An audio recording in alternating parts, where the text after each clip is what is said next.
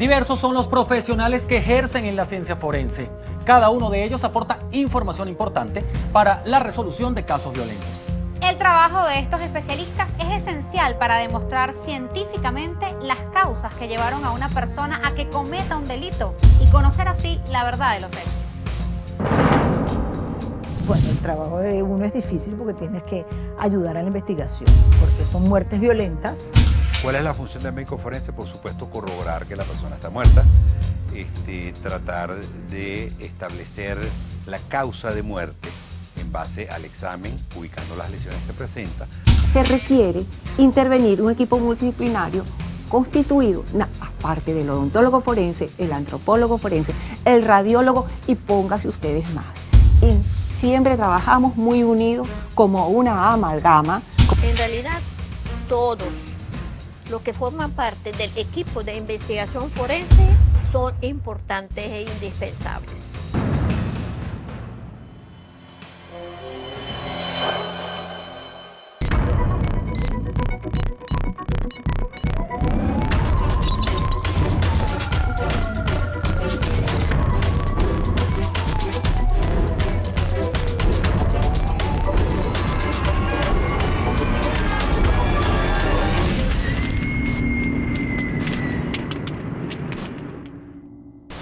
Rostros del Crimen está apegado a hechos estrictamente reales. No hay recreaciones ni dramatizaciones. Sus protagonistas hablan desde el rigor del suceso.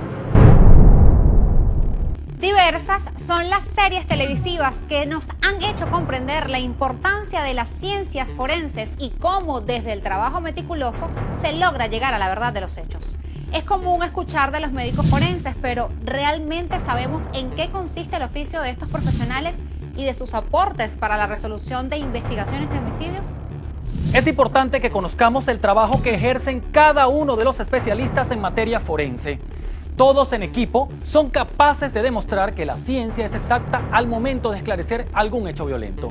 Hoy en Rostros del Crimen nos acompañan 5 especialistas que nos cuentan cómo desde su área se convierten en pieza fundamental para llegar a la verdadera causa de un crimen. Pues necesitamos una buena investigación y una buena autopsia, un buen levantamiento de cadáver, una buena inspección del sitio del suceso y en caso de herida por arma de fuego, una buena investigación balística. Uno respeta el campo de acción y la responsabilidad de los otros expertos. Integramos el equipo nada más con los otros integrantes del equipo multidisciplinario de la forense, pero también estamos vinculados, ¿verdad?, en las partes juristas, los tribunales, que son realmente los que llevan la batuta para determinar exactamente quién es el responsable o no del homicidio. Esto lo van a utilizar los investigadores para iniciar su investigación y poder establecer una serie de eventos que hayan sucedido en la persona cuando estaba viva antes de que llegara a ser un cadáver. Yo siempre digo, para mí, yo creo que no existe crimen perfecto, o sea, es casos que no están bien investigados. Dentro de los especialistas encontramos al antropólogo forense, al biólogo forense, al genetista forense, al odontólogo forense, al psiquiatra forense, al toxicólogo forense, al tanatólogo forense, al radiólogo forense, al fotógrafo forense, al patólogo forense y al médico forense. Cada uno de estos médicos es fundamental en el esclarecimiento del caso, ya sea natural o violento. En el ámbito de la investigación criminal, los especialistas en medicina forense están facultados para conocer y divulgar todos los detalles que envuelven un hecho determinado y en muchos de los casos dan un giro inesperado a la verdadera causa de muerte de una persona. El aporte del conjunto de profesionales que integran la medicina forense son clave para la solución de estos casos legales. Durante 33 años, la especialista en odontología forense Marlene Rojas estuvo entregada a esta práctica profesional para resolver muchos casos. Su trabajo tiene muchas aristas en la resolución de casos de muerte, desde el estudio de las piezas dentales hasta las huellas labiales. Muchos elementos profesionales del área de la forense desconocen realmente el verdadero papel y función importante que tiene el odontólogo forense. Le dediqué gran parte de mi vida y lo hice con realmente ahínco, con propósito, realmente con compromiso. Y todavía mi misión es siempre aportar un granito de arena en la resolución de muchos casos que solamente lo puede manejar integrando equipos multidisciplinarios y el odontólogo forense. Para la doctora, es importante tomar en cuenta el rol del odontólogo forense, que tiene muchas funciones. Incluso el estudio detallado de la violencia infantil, donde niños pierden dientes o son mordidos. Por ejemplo, el niño maltratado, la mujer maltratada, la familia. Ustedes no se imaginan el gran campo pericial que tiene el odontólogo forense y ayuda, mediante su participación e intervención con mucha responsabilidad, de aclarar casos. Un caso emblemático fue el estudio detallado de un banquero que fue secuestrado, torturado y asesinado. En ese caso, al sujeto le destrozaron el maxilar producto de golpes contundentes. Como que tenían idea de que existía el campo de la odontología forense, porque este banquero le destrozaron los maxilares. El señor tenía puente fijo, se le salió el puente fijo, se le fragmentó ese puente fijo, quedó en el sitio. Entonces, los investigadores recaban algunas partes de la evidencia y las pruebas, la llevan a la medicatura forense. El rol principal del odontólogo forense es lograr la identificación de un cadáver que tenga problemas con huellas dactilares. La dentadura humana es clave para la identificación del cuerpo de una víctima que no tiene documentos. Inmediatamente nosotros, el equipo, integramos allí con los antropólogos, los patólogos, todos nos abocamos a trabajarlo. Le tomamos radiografía, lo hice yo. Tomé radiografía post-mortem en la morgue de Los Teques, ya estaba trabajando en Los Teques, y comparé las radiografías pre-mortem que me proporcionó el odontólogo con la radiografía post-mortem que hice en la medicatura forense. Definitivamente me dio la prueba y la exactitud de una identificación odontológica forense de certeza. No hay duda que era el banquero. El análisis forense permitió identificar plenamente a la persona gracias a las radiografías dentales. Una mala praxis dental previa fue detectada por la doctora en su análisis forense para la identificación post-mortem. Por otro lado, él tenía, para que vean, un caso de malpraxis odontológica que yo vi por endodoncia. Pero eso estaba registrado en la radiografía premortem. Y le tomé la radiografía, mira, hasta casos de malpraxis se comparan post-mortem y no hay duda que era. Y aparte de eso, hubo 7 pruebas de certeza de odontología forense, que era la persona que estábamos buscando. Normalmente, los dientes son la parte del cuerpo que más puede conservarse con el pasar del tiempo. El tejido más fuerte, resistente que tiene el ser humano es el esmalte que tiene la corona dental. La corona dental, o sea, el diente tiene varias partes. Y lo que rodea a la corona se llama esmalte. Ese es el tejido más resistente y fuerte del ser humano. A pesar del estado en que fue abandonado el cuerpo, en la medicatura forense y gracias al trabajo realizado por la odontóloga forense, en conjunto con el radiólogo forense, se logró identificar el cuerpo de la víctima, que había sido reportada como desaparecida. Lo único que hasta ahorita no hemos podido lograr es cuando una persona la crema. Ya aquí sí realmente se ha destruido como los elementos, las pruebas para decretar y reconstruir realmente una identidad cuando realmente se ha cremado el cadáver. Esta ciencia es de gran utilidad en el derecho laboral, civil y penal. Yo les recomiendo a todas las personas que tengan siempre en sus casas, si se hacen trabajo odontológico, a mis colegas, que le proporcione al paciente los modelos de estudio, los modelos de yeso, porque eso constituye así un elemento de prueba de identidad. Eso es así como una segunda cédula, porque esas características anatómicas y dentales no se repiten. Cada quien tiene su identidad. No existen 2 modelos iguales, no existen 2 dientes iguales en la faz de la tierra.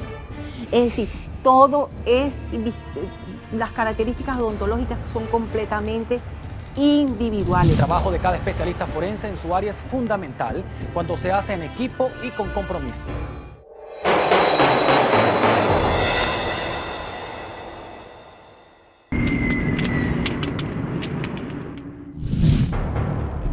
La especialista en medicina patológica, Antonieta de Dominici, trabajó por más de 25 años en la medicatura forense caraqueña. La autopsia de ley para determinar la causa de muerte es otra de las funciones de estos profesionales. El médico anatomopatólogo forense, que realmente su nombre es, pero como es tan largo, lo reducimos, le decimos patólogo forense, es un médico que se gradúa de médico cirujano en las universidades tradicionales y luego hace un posgrado en anatomía patológica. ¿Cuál es el papel del anatomopatólogo forense? El papel de patólogo es determinar en la parte legal, en la parte médico legal, es determinar la causa de la muerte. Realmente el trabajo fuerte del patólogo es con personas que han fallecido y en ese momento lo que hace el patólogo es una autopsia, que es una autopsia médico legal, para determinar la causa de la muerte de esa persona. Estos profesionales son funcionarios que trabajan en los servicios de medicina legal y forense con la facultad de intervenir en causas penales o en cualquier investigación de carácter médico legal. El trabajo de uno es difícil porque tienes que ayudar a la investigación, porque son muertes violentas, donde muchas veces depende de un resultado de autopsia que se busque, se determine la verdad verdadera de ese hecho. Porque a lo mejor tú tienes un caso donde la muerte no se suicidó, entonces resulta que no es ningún suicidio, que eso resulta que esa persona la mataron y están tratando de simular un suicidio. El patólogo forense cuenta con la preparación para llevar a cabo estos procedimientos y evaluar la verdadera causa de muerte de la víctima. Yo tengo que examinar detenidamente por arriba, por abajo, a la derecha, a la izquierda.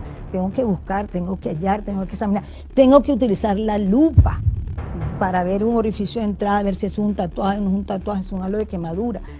A su juicio, una autopsia de calidad debe realizarse por más de 1 hora, ya que el cuerpo debe ser tratado con mucho respeto para que hable y arroje los resultados que permitan esclarecer esa muerte. No, una autopsia con tranquilidad, tú la puedes hacer. Más o menos la hora de la autopsia serían de 2 a 3 horas, más o menos, una autopsia con calma, una autopsia bien hecha. Hay autopsias que te demoran 12 horas. Aquí no valen presiones. Yo siempre lo decía cuando yo era jefe. A mí no me vengas a presionar. ¿Por qué? La autopsia hay que hacerla con calma. Pues si no, yo no hago una autopsia con calma y yo no puedo hallar. O sea, el cadáver habla. Yo siempre lo digo, el cadáver habla. Hay que hacerlo hablar. Ahora, si yo no lo oigo, lo que me está diciendo, pues nada, si quieres hacer una buena autopsia y si quieres hacer un buen estudio, y lleva tiempo, lleva mucho tiempo. La patóloga Antonieta de Dominicis nos contó el caso de un supuesto suicidio donde el padre de la víctima insistió en que su hijo se había quitado la vida. Tuvo un caso hace muchísimo tiempo atrás, donde un muchacho no estaba en Caracas, él vivía en un estado centro del país y trabajaba en un estado del occidente del país. Y entonces de la noche a la mañana le llama al papá y le dicen su hijo se suicidó. Entonces le mandan el cuerpo, el cadáver al señor para que lo entierre. Entonces el señor empezó, no, mi hijo no puede haberse suicidado, mi hijo no tenía motivos para suicidarse, eso es imposible. O sea que empezó a darle hasta y pedir una exhumación, porque otro del trabajo del patólogo forense son las exhumaciones. Entonces pidió la exhumación, le costó mucho, pero la consiguió. 6 meses después se logró la exhumación del cuerpo. El trabajo conjunto de la doctora Dominicis y el experto grafotécnico demostraron que se trató de un homicidio. Cuando hicimos la exhumación, que gracias a Dios, después de 6 meses, 7 meses de haber sido enterrado, como lo prepararon, hicieron una preparación muy buena para mandarlo desde donde se había fallecido hasta donde vivía el papá. El cadáver está perfecto, en buenas condiciones, y se pudo determinar perfectamente el orificio de entrada, un orificio redondo, con un halo de contusión. Después de la exhumación, las pruebas descartaban un suicidio. Luego, en el juicio, cuando nosotros fuimos, pues, una vez que nos declararon, le hicimos entender a la juez que nosotros habíamos visto era un orificio, un disparo que era a distancia. Entonces la misma juez quedó así diciendo, bueno, ¿qué pasó aquí? Y el caso salió como homicidio, ya no era averiguación muerte por homicidio, una cuestión de esta, no fue suicidio, ya le cambiaron completamente la etiología de la muerte. Una de las experiencias más impactantes que ha vivido la doctora de Dominicis fue la autopsia de un menor de edad que perdió la vida por maltrato físico. Recuerda, en aquella oportunidad estaba a punto de terminar su jornada laboral del día, pero fue a la sala de autopsias para revisar ese último cuerpo. Apenas lo vio, se percató de lo difícil que le esperaba. Simplemente el hoja de levantamiento habían dicho que, bueno, pues el bebé tenía el brazo enyesado y no se le observaba más otras lesiones. Entonces, cuando yo lo desvisto para examinarlo, empecé a ver que en el cuello tenía estigmas unguiales, o sea, ya por lo que yo estaba observando, ya veía que era una asfixia mecánica por estrangulación externamente. Al verle el brazo con yeso, digo, bueno, este niño debe tener fractura de cúbito y radio, de brazo. Entonces le mando a hacer una plaquita en rayos X en la misma morgue y encontré fractura de cúbito y radio ya consolidadas. Al realizarle las pruebas de ley, se pudo confirmar que la víctima había sufrido maltrato físico por largo tiempo. Me encontré que había equimos, que serían los moraditos, en diferentes datas. Entonces, eso entraría ya perfecto entre un síndrome de niño maltratado. La evaluación del cuerpo determinó que era un niño maltratado, ya que presentaba heridas de vieja data. Para la doctora Antonieta no existe crimen perfecto y asegura que muy difícilmente un médico anatomopatólogo se le engaña en relación con la causa de muerte de una persona.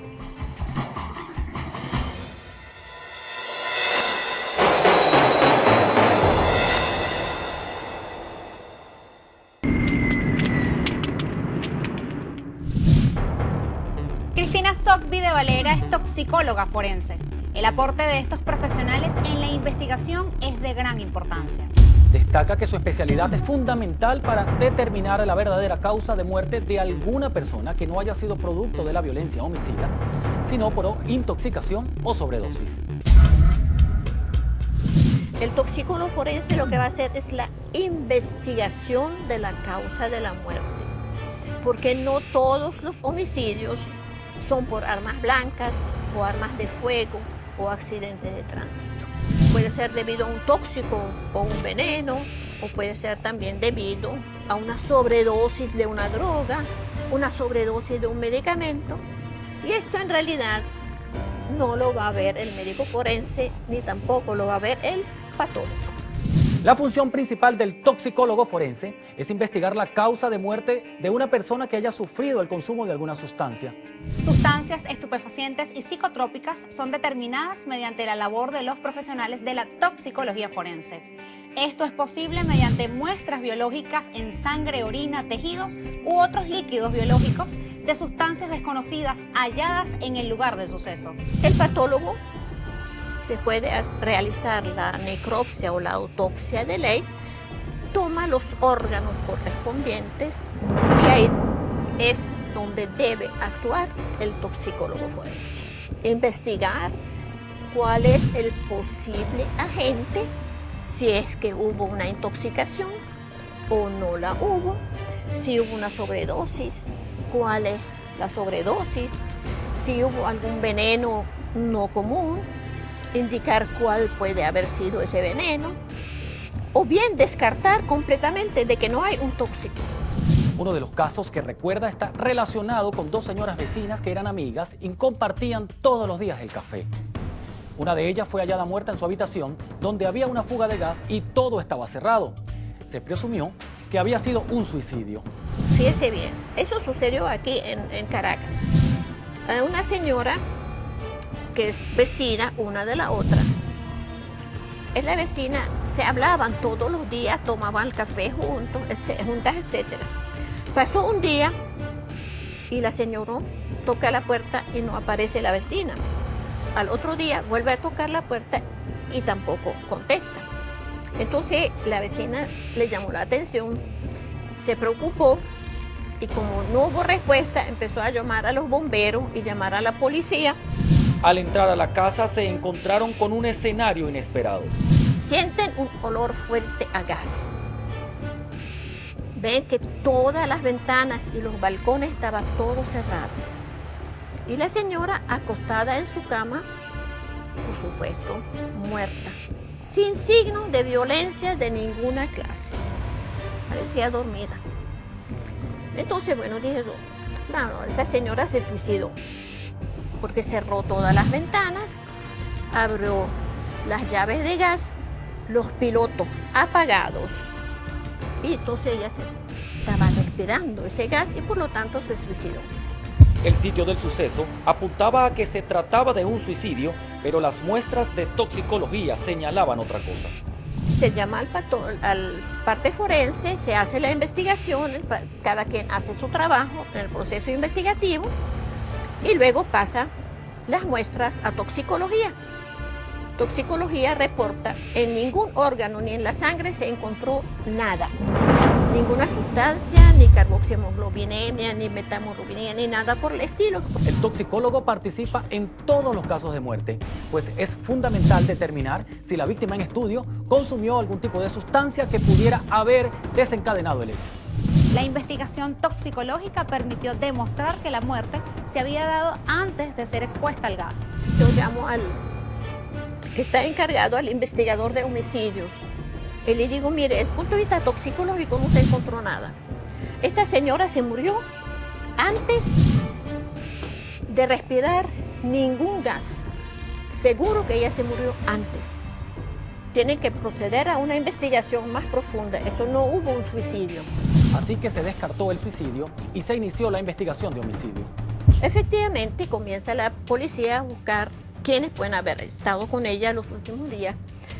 Y después de presionar, el esposo reconoce que él abrió las llaves de gas, cerró todo, apagó todos los pilotos para que aparentara de que ella se suicidó. Entonces, ¿qué le parece? Aunque no haya encontrado el tóxico, eso dio la base para reconocer y que haya un motivo de la muerte. Otro hecho emblemático donde participó la doctora fue la muerte de un hombre después de haber bebido un café. Se dijo que había sido un infarto. Aunque iban a cremar el cadáver, los hijos no lo permitieron. Entonces todo el mundo, dice, le dio un infarto. La señora apurada dice, bueno, vamos a cremar porque ya se murió, entonces vamos a hacer la cremación. Aparecen los hijos corriendo, no vamos a cremar porque no tiene por qué haberse muerto así tan rápido. Su papá, ni mucho menos. Entonces digo, bueno, suspenden la cremación. Se hace pues el procedimiento correcto, el levantamiento del cadáver, se hace el estudio patológico y patoxicología y se encuentra un derivado cumarínico. Entonces, ¿cómo? ¿De dónde salió esto? Al iniciar las investigaciones, se pudo demostrar que el hombre había sido víctima de un envenenamiento progresivo. Fue mediante la prueba toxicológica que se llegó a la verdad. Después de que se investiga todo, se descubre que la señora le ha ido administrando en su café respectivamente en varios días estos cumarínicos, un raticida que no mata de una sola vez, sino mata después de varias dosis repetitivas. Pues le tocó ese día. Por ejemplo, un arma blanca o armas de fuego, que es algo que se ve. Pero ¿cómo va a haber un cumarínico, un tóxico en la sangre o en una víscera? Eso no se ve, eso hay que investigarlo. La homicida quiso cremar el cadáver rápidamente, pero los hijos lo impidieron porque era extraño que sufriera del corazón si no tenía padecimientos previos. Ella mandó a cremarlo rápidamente para no dejar restos de residuos ni poder demostrarlo. Pues la señora está todavía presa. Un elemento fundamental para el toxicólogo forense es el manejo de muestras adecuadas y bien tomadas para no perder evidencias importantes. El toxicólogo forense primero, desde el mismo momento en que recibe sus muestras para su investigación, tiene que describir todos los datos para que si hay algún error previo a la toma de la muestra, si recibe con todas las condiciones adecuadas, ya es directamente responsabilidad del toxicólogo en la investigación. Uno tiene que describir en qué condiciones llegaron las muestras. Eso es un punto muy importante, porque si las muestras no han sido bien tomadas, se pierde todo el trabajo. Todo el trabajo de todo el equipo. Para la doctora Cristina, todo el equipo es de gran valor y el aporte de cada uno de ellos es indispensable en la resolución de un caso. Todos estos especialistas son importantes porque dejan por sentado el verdadero trabajo en equipo para esclarecer hechos violentos. El trabajo en conjunto de este equipo multidisciplinario es esencial para poder llegar a la verdad.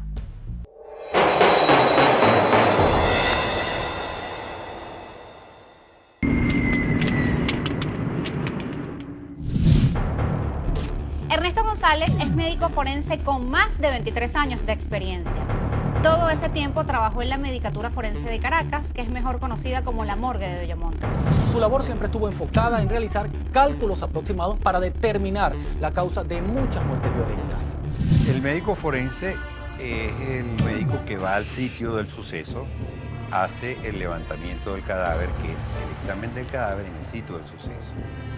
Una vez que se hace lo que llaman el levantamiento del sitio del suceso, la fijación del sitio del suceso por parte de los técnicos de criminalística que recogen toda la evidencia que se encuentra en el sitio del suceso, lo último que hacemos es el examen del cadáver.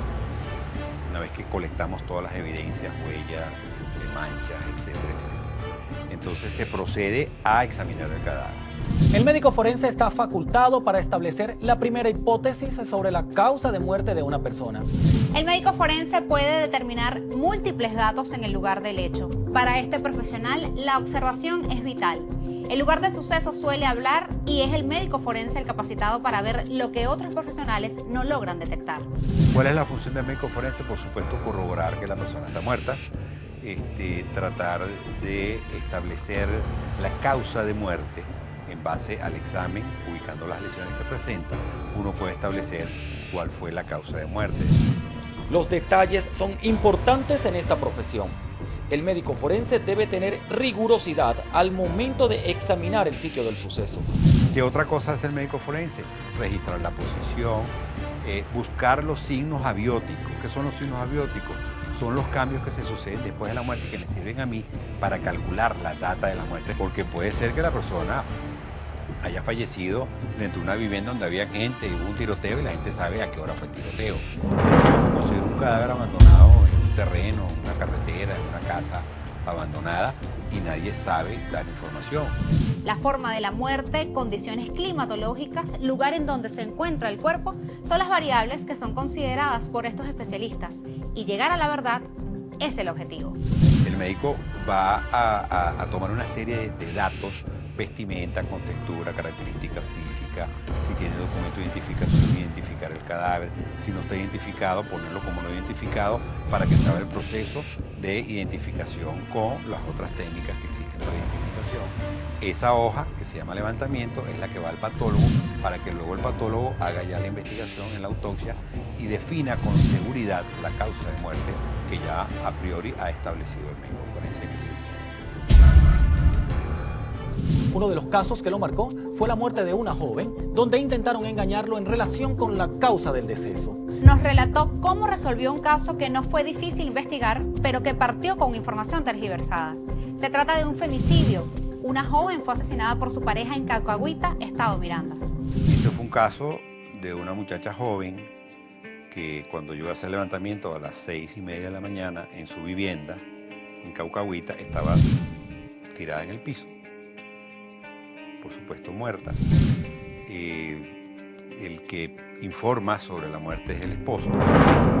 Dice que él entró al apartamento, pasó, la vio sentada en la cama, fue a la cocina a tomarse un vaso de agua porque él venía de una fiesta y cuando regresa la consigue en el suelo muerta. Bueno, esa es la versión que él da. La versión del esposo no coincidía con lo que encontró el médico forense al examinar el cadáver.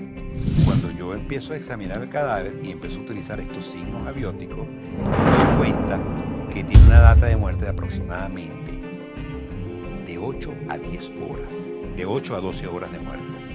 Eran las 6 de la mañana, lo que quiere decir que si nos vamos 8 horas para atrás, ella debe haber muerto alrededor de las 8 de la noche aproximadamente.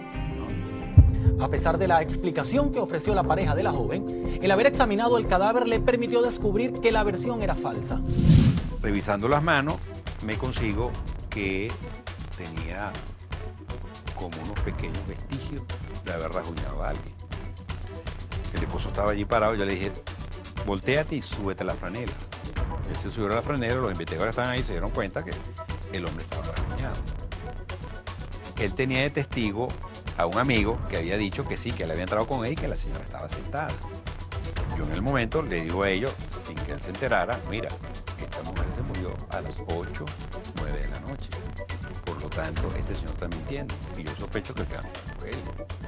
Pero por supuesto, estamos comenzando el proceso de investigación.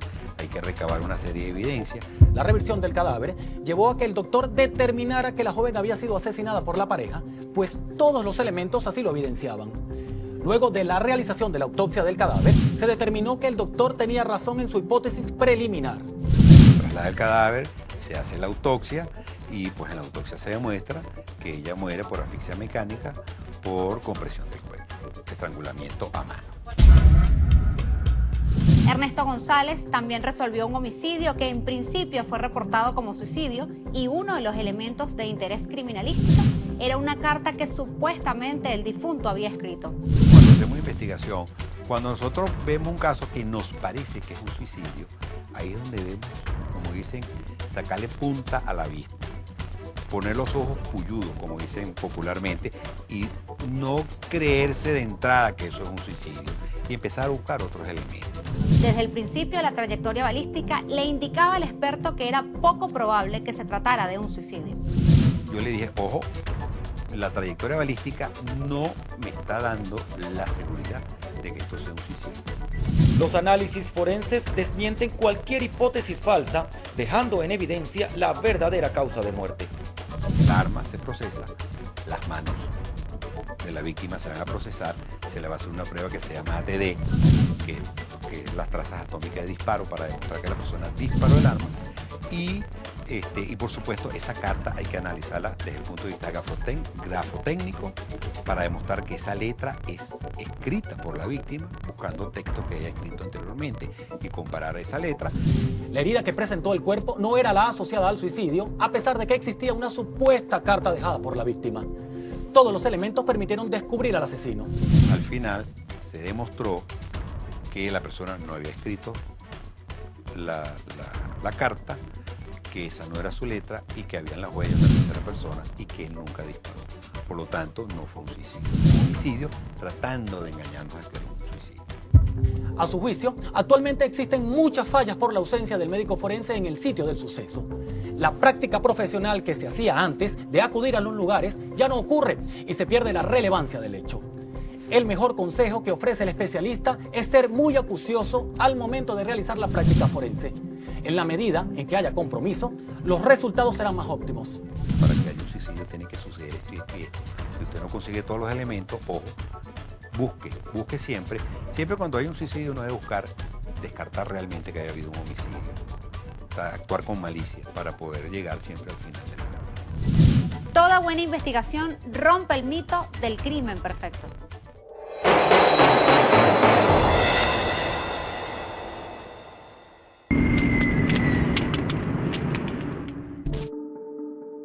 Hemos sido testigos de que la criminalística es exacta al momento de investigar hechos violentos. Los especialistas forenses tienen la facultad de demostrar científicamente las verdaderas causas que llevaron a una persona a cometer un hecho violento. Francisco Verde ejerce una profesión poco conocida. Él es psiquiatra forense. Su labor consiste en evaluar al entorno de un fallecido en casos en los que se presume un homicidio y aún más en pesquisar cómo es el estado mental del victimario. La psiquiatría, depende pues de la medicina, también es una rama, una especialidad o subespecialidad forense. Se encarga de evaluar el estado mental de alguna persona que esté involucrada, o sea, que esté inmerso dentro de un proceso de investigación o un proceso judicial. El psiquiatra forense en realidad no interviene directamente en la investigación, sino que evalúa, y eso es uno de los campos que tiene la psiquiatría. El especialista en psiquiatría forense está facultado para evaluar la salud mental de una persona involucrada en algún delito, ya sea víctima, victimario o testigo principal.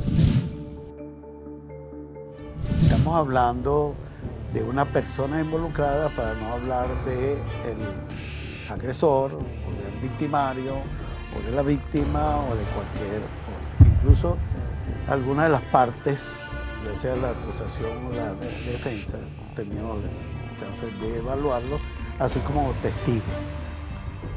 Algunos testigos que, por ejemplo, van a testiguar en medio de un juicio y resulta que empiezan a balbucear o a ser incoherentes, y hay que, bueno, evaluarlos para ver qué fue lo que pasó.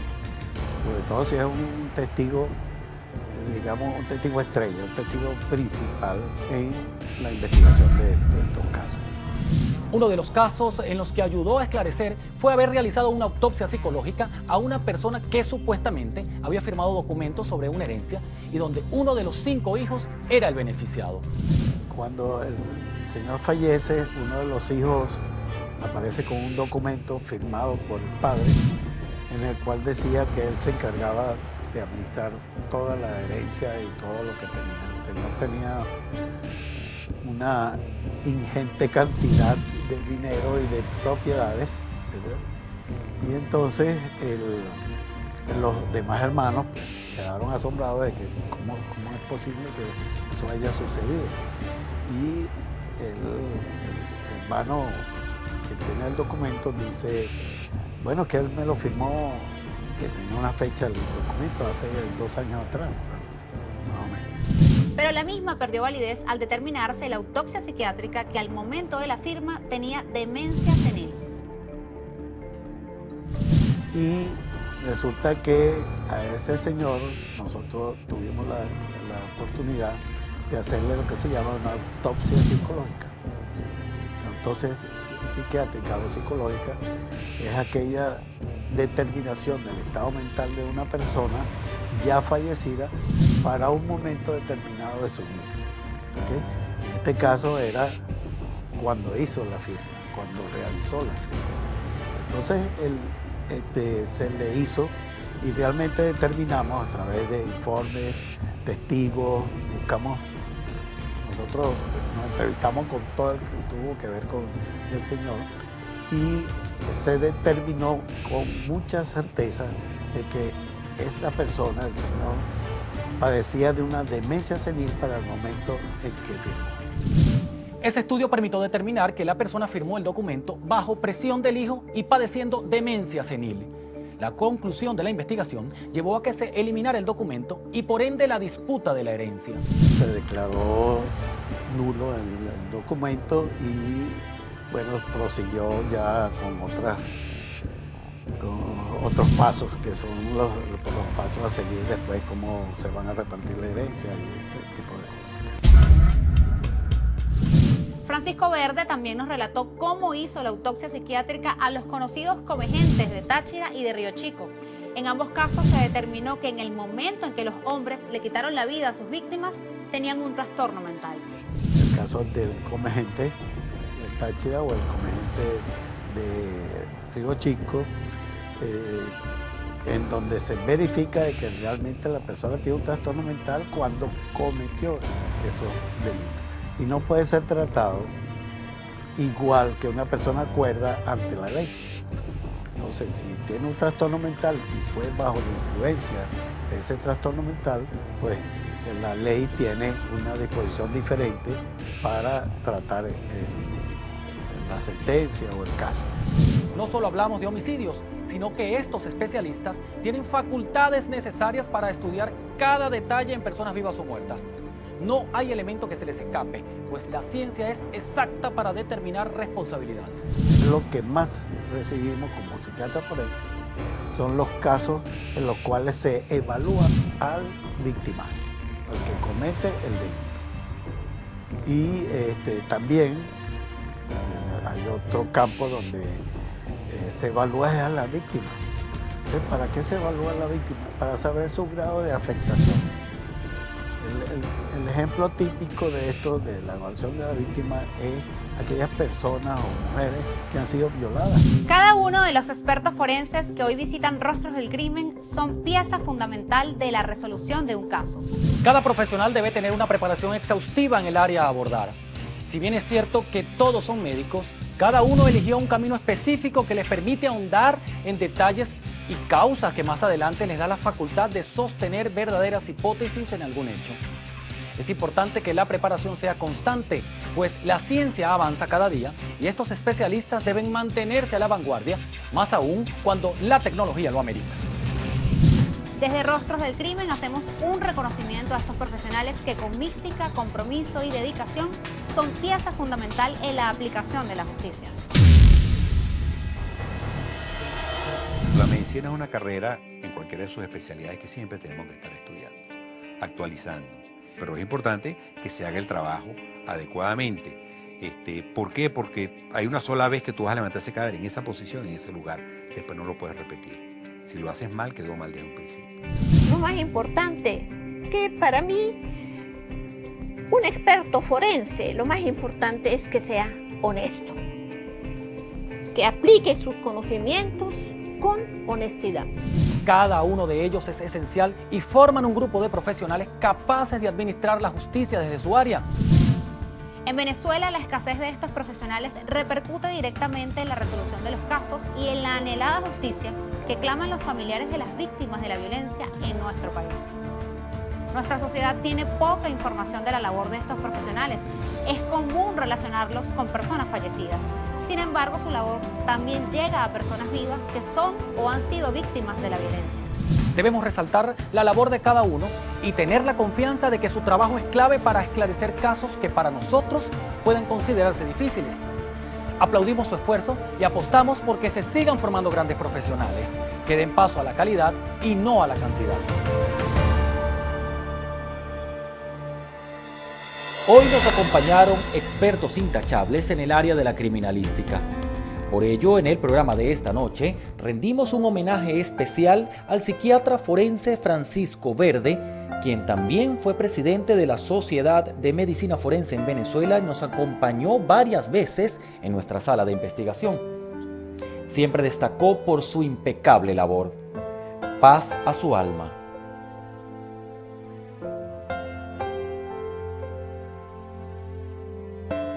Los profesionales de la medicina forense deben ser reconocidos por todos. Ellos se abocan a dar con la verdad.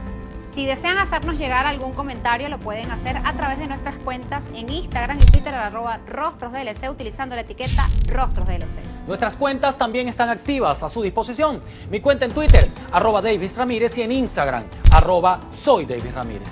La mía en Instagram es @AngelicaReporter y en Twitter @AngelicaReport. La cita es el próximo martes a las 7 de la noche cuando nuevamente nos sentemos frente a frente con los rostros del crimen. Paisajes hermosos donde se sustenta el crimen. Hermanos se atacan entre sí con proyectiles. Tensión en la situación, se sobrevive dando mucho más de lo poco que recibes. Mueren jóvenes, su madre llora. Plegarias no callan el cantar de la flor. Y las generaciones se pierden con el paso de las horas. Y ahora, unos son presas y otros devoran. Calles de sorpresas como la caja de Pandora, donde mantengo la esperanza a pesar del diluvio. Y la superación y el estudio como refugio. Sigo caminando en estos suelos sin que me detenga el miedo. Mis palabras son reflejos, entiendo lo que siente el pueblo porque soy parte de ello. No importa color ni pensamiento, es el mismo espejo. Voceros de los que quedan, también de aquellos que partieron. Unidad es lo que quiero, espero.